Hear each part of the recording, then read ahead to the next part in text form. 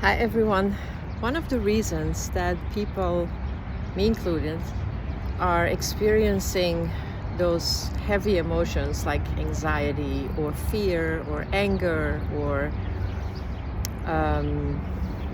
anything that is like good also, like love and excitement and gratitude, no matter what you experience, we think that we are that experience, but that is not really what it is. We are just aware, we are an awareness that is aware of that anger, aware of that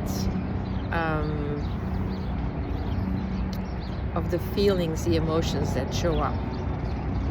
So it's nice to have the good feelings, and that is something uplifting, although it's also very how should I say, it's also draining, because if you are on a very high, then you can also experience the same the next day at a low, and then it's not so cool. So we go like through the motions of emotions, and that can be good and that can be bad, but it can be very exhausting to, like, one day you're up and the other way that day you're down.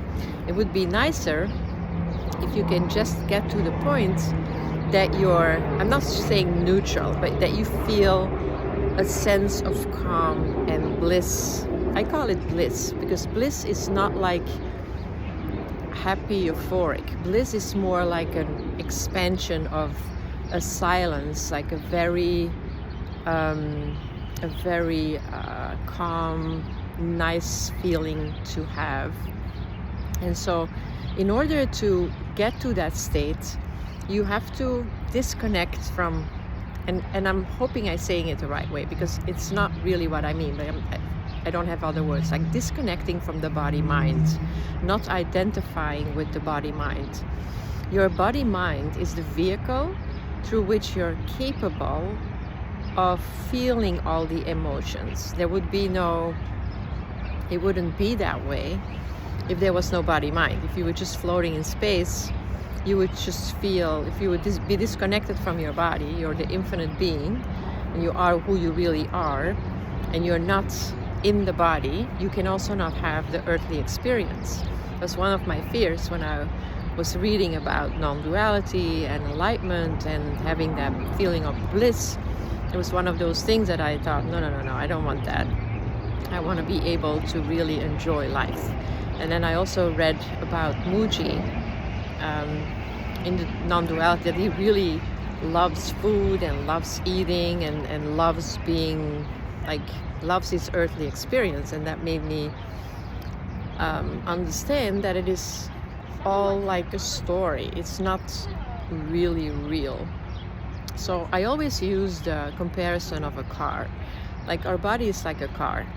When you are, let's say, a 19-year-old and you get your first car and you buy like a little tiny car, and it's not that fast and it's not that great, but that's the car that you handle at that time. So now let's imagine that 20 years later you are like an extremely experienced pilot, and you're even racing. You're racing cars for a living, let's say. So you became like a real good driver. When you are going to use that little car that you had when you're 19, you will be limited to what that car can perform. You can be the best pilot in the world, but if you are using a tool that is not capable of doing better, then you're stuck. And this is how it goes with your spiritual being. Your spiritual being knows everything. I hope you still hear me. There is like a helicopter coming over. I'm in the middle of Manhattan having my lunch break, which is so cool. So you can be we are the infinite being that knows everything. But to have the earthly experience, we take on a vehicle, a body. And the body has the capability to see, hear, taste, smell, and touch. And through those 5 senses, we can have experiences in the 3D world. So, once you understand that, once you understand that you're so much more than the limitations of your body, you will intellectually understand that you are not your body, and that there is nothing like anxiety that can in fact bring you down, or fear, or it is just the conditioning of your body mind that is having that fear or having that anxiety or having those bad emotions. And it's only when you are connected to it as if you think that's who you are, that's when it can influence you. And because we're conditioned that way, it's not that easy to get away from it, to get like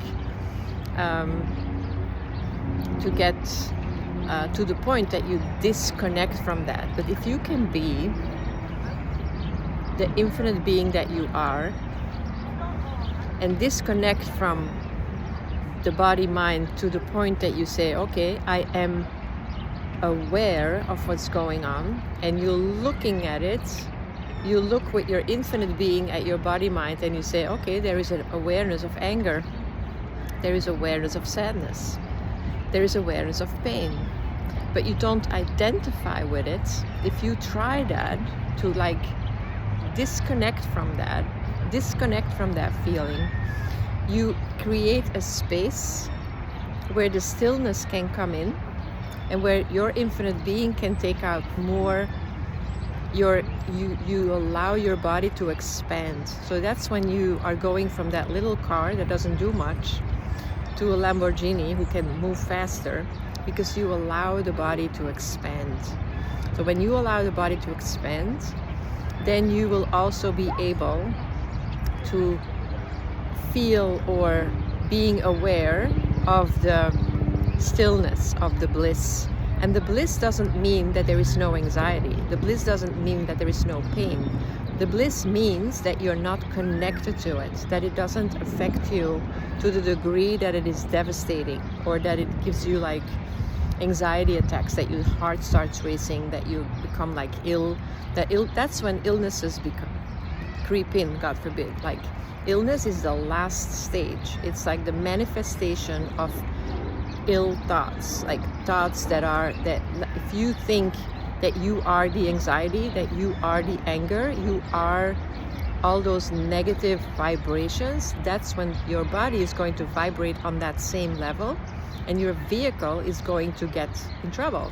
So you're going to get like your motor is going to break down, which is our heart, or your system, like the steering system is going to go down, which is your mind. So it is a real good comparison. Like compare yourself with a car. Where are you? What kind of car are you driving? What is your vehicle all about?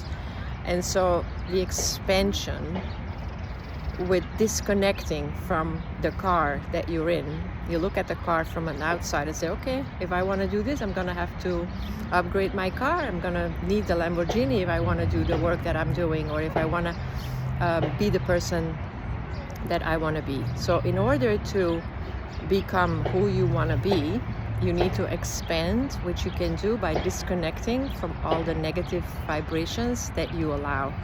And so it's your decision. I'm not saying it's easy. I'm working on it every day. But because I intellectually understand it, it is much more easy for me. And like in the non-dual world, people would say, you have it or you don't have it. I am still in the place where I can see myself going in and out. I see myself going in and out. I'm like, oh my God, I did it again. I took the ride. And in the beginning, I was very upset about that. And now I'm like, okay, this is my earthly experience. I'm still expanding. I'm still going from the little car to the Lamborghini. I'm not there yet. And it's fine. It is totally fine. It's a process. So for all my friends that want to experience non-duality, I'm pretty sure if you're on the path, and if you would definitely, when you watch this video, I'm pretty sure that you understand what I'm saying, that you also have those experiences of bliss already, and that you're also going in and out, but that your mind is telling you, see, you don't do it well. You're not there yet. Don't let your mind fool you.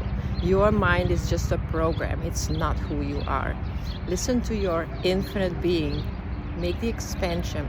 Watch yourself when you disconnect and say, okay, wow, this is my body, it's disconnecting again, let's just fix it. And you just let it go, let it go. It's all a matter of peeling the onion one layer at a time. Okay, you guys, I hope you have also, just like me, a wonderful, beautiful day. And we'll talk soon. Also, always, when you enjoy what I'm doing, subscribe to my channel and like my videos. Have a wonderful day, you guys. Bye-bye.